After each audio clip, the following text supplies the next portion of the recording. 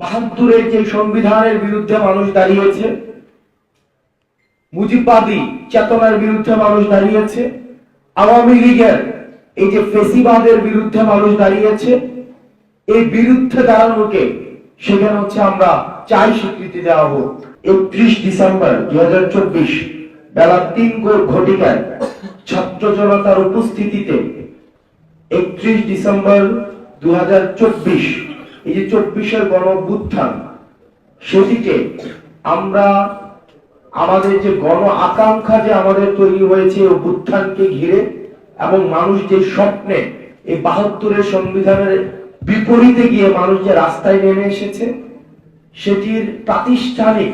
দালিলিক স্বীকৃতি ঘোষণা করার জন্য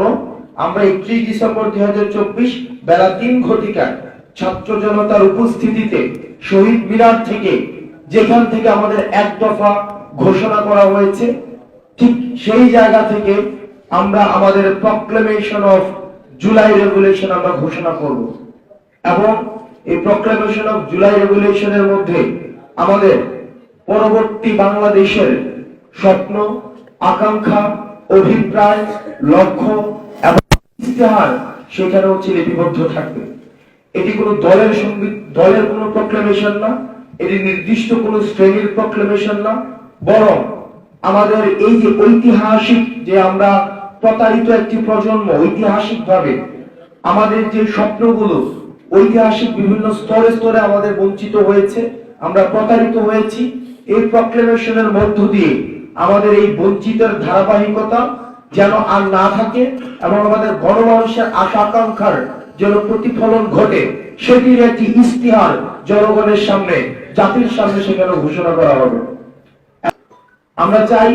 এই মুজিববাদী সংবিধান কবরস্থ ঘোষণা করা হবে। সেই যেখান থেকে এক দফার ঘোষণা দেওয়া হয়েছে, ঠিক সেই জায়গা থেকে মুজিববাদী 72-এর সংবিধানের কবর রচিত হবে। ঠিক সেই জায়গা থেকে আওয়ামী লীগ বাংলাদেশের প্রেক্ষাপটে একটি অপ্রাসঙ্গিক একটি রাজনৈতিক দল, যারা গণমানুষকে মানুষ হিসেবে স্বীকৃতি না দিয়ে নির্যাতন, নিপীড়ন, গুম এবং খুন এবং হত্যার যারা রাজনীতি করেছে, যারা জনগণের বিপরীতে, আশা আকাঙ্ক্ষার বিপরীতে দাঁড়িয়েছে, আমরা প্রত্যাশা রাখছি এই জুলাই প্রক্লেমেশন অফ জুলাই রেগুলেশনে এই নাৎসিবাদী এই দলটিকে সেখান থেকে বাংলাদেশে অপ্রাসঙ্গিক ঘোষণা করা হবে। এবং মানুষ যে স্বপ্ন নিয়ে এখন রয়েছে, যে বাংলাদেশ একটি দীর্ঘদিন বাংলাদেশে একটি বিচারহীনতার সংস্কৃতির মধ্যে দিয়ে গিয়েছে, আমরা চাই এই শহীদ মিনার থেকে প্রক্লেমেশন অফ জুলাই রেগুলেশনের মধ্যে বিচার নিশ্চিতের আমরা ইস্তেহার ঘোষণা থাকবে। বাংলাদেশের প্রত্যেকটি প্রান্তিক জনপদ থেকে একদম শহর পর্যন্ত যারা 5ই আগস্টে পূর্বে এবং 5ই আগস্ট পর্যন্ত এবং পরবর্তী সময়ে আপনারা বাংলাদেশকে গঠন করার জন্য, বিনির্মাণের জন্য রাস্তায় নেমে এসেছিলেন, ঠিক একইভাবে আমাদের 31শে ডিসেম্বর আমরা শহীদ মিনার প্রাঙ্গণে আমরা সবাই আবার মিলিত হব এবং আমরা আমাদের পরবর্তী বাংলাদেশ বিনির্মাণের যে আকাঙ্ক্ষা, সেই আকাঙ্ক্ষা আমরা একসাথে ঘোষণা করব।